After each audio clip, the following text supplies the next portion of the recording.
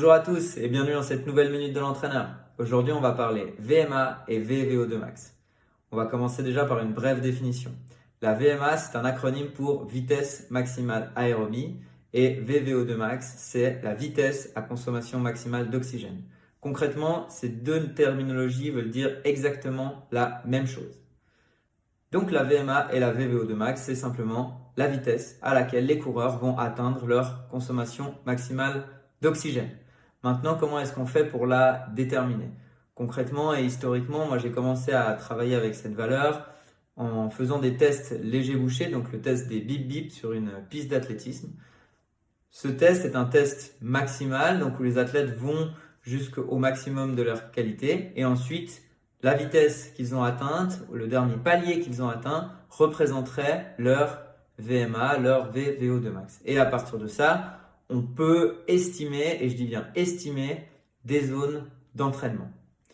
Néanmoins, on sait maintenant que au-delà du deuxième seuil, on va avoir une dérive de la VO2 max et on va irrémédiablement atteindre VO2 max si on court, si on passe du temps au-delà du deuxième seuil.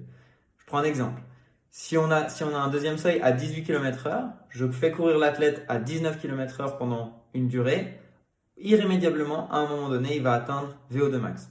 Que je le fasse courir à 19 ou à 24 km/h, ça n'a pas d'importance, il va atteindre VO2 max, c'est simplement une question de temps. D'une fois qu'on sait ça, est-ce qu'on peut concrètement utiliser le résultat d'un test, l'estimation d'un test, puis utiliser cette estimation du test pour baser 1. Le travail de notre VO2 max et 2. Les zones d'entraînement de nos athlètes? Moi, je pense que non, on ne peut pas utiliser une estimation d'estimation pour baser des zones d'entraînement et pour baser le développement d'une qualité si importante que la VO2 max. Donc, en tant qu'entraîneur, quelles sont nos options pour mettre des zones d'entraînement à nos athlètes et pour déterminer le travail de VO2 max? Pour moi, on a deux options. La première option, c'est un test physiologique en laboratoire où on va utiliser différents indicateurs, différentes balises physiologiques. Elles peuvent être ventilatoires, elles peuvent être lactiques, elles peuvent être oxymétriques pour baser les zones d'entraînement et les seuils physiologiques. Néanmoins, cette méthodologie a une problématique assez claire, c'est son prix et c'est la difficulté à mettre en place cela dans un grand groupe. Si vous avez un groupe d'une trentaine d'athlètes, c'est assez compliqué. L'autre option, c'est un test de vitesse critique. Donc la vitesse critique, c'est une estimation du deuxième seuil. On l'a vu dans la littérature, c'est très très proche du deuxième seuil. C'est un test qui consiste à réaliser entre 2 et 3 efforts maximaux, généralement 3 et 12 minutes, 1200 mètres et 3600 mètres.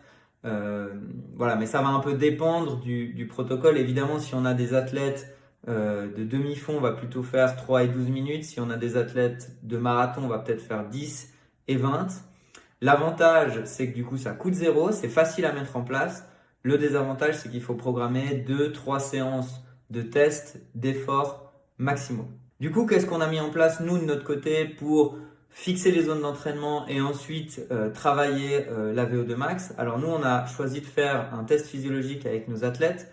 Donc on utilise le test physiologique de notre ami et collègue Sean. Donc c'est 4 minutes d'effort, 1 minute de repos. L'avantage, comme je l'ai dit, c'est qu'on a des balises physiologiques qui vont nous servir pour fixer les seuils. Et ensuite, on a les zones d'entraînement. Et on va répéter ce test plusieurs fois dans l'année pour voir comment les zones évoluent, mais aussi comment les données au niveau de la lactatémie et au niveau de l'oxymétrie notamment évoluent avec la vitesse. Et donc on peut estimer la qualité ou pas de la réponse de l'entraînement de nos athlètes. Ensuite, on a aussi effectué des tests de saut et de vitesse. Donc on a fait un test de vitesse maximale et des tests de détente horizontale et détente verticale.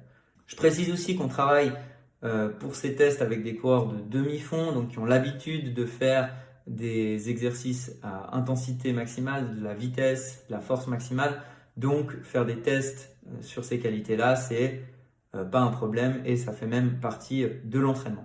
Du coup, reste à savoir maintenant comment travailler la VO2 max avec les données qu'on a à disposition. Si on omet le test d'une valeur de VMA, Et donc, comment est-ce qu'on travaille à VO2 max avec les données de saut, de seuil et de vitesse. En gros, moi j'ai remarqué qu'une fourchette de 120 à 140% du deuxième seuil, ça fonctionne assez bien pour le développement de la VO2 max pour les athlètes. Je précise encore une fois que c'est des demi-fondeurs, donc qui sont plutôt rapides. Donc on peut estimer que 120 à 140% de SL2, ça fonctionne bien. Et du coup, 120 à 140% de la vitesse critique, ça devrait aussi bien fonctionner. Maintenant, est-ce qu'une valeur de 20%, est-ce que 20% de fourchette, c'est pas trop large, ce serait pas déjà un râteau? Donc pour moi, une fourchette de 20%, c'est trop large. Donc j'ai décidé de créer des groupes d'athlètes avec les différentes données qu'on a récoltées. Et de par ces groupes d'athlètes, j'ai pu prescrire l'entraînement en fonction des groupes. Donc j'ai établi pour le travail de VO2 max 2 groupes. Un groupe rapide, un groupe endurant. Le groupe endurant, je leur prescris l'entraînement de VO2 max entre 120 et 130% de leur deuxième seuil. Parce que c'est des athlètes qui vont avoir un deuxième seuil assez développé et une vitesse maximale plutôt moyenne, on va dire. Et du coup, ces athlètes-là, ils ont plus de marge du côté endurance que du côté vitesse.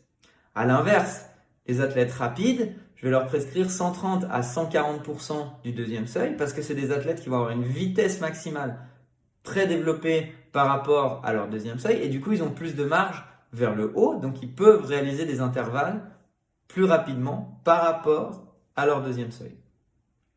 On sait finalement que ce qui compte dans l'entraînement, au-delà de la planification, c'est que l'athlète réagisse positivement à l'entraînement. Et on sait que si on veut maximiser ces résultats-là, l'individualisation de l'entraînement, c'est notre meilleure option.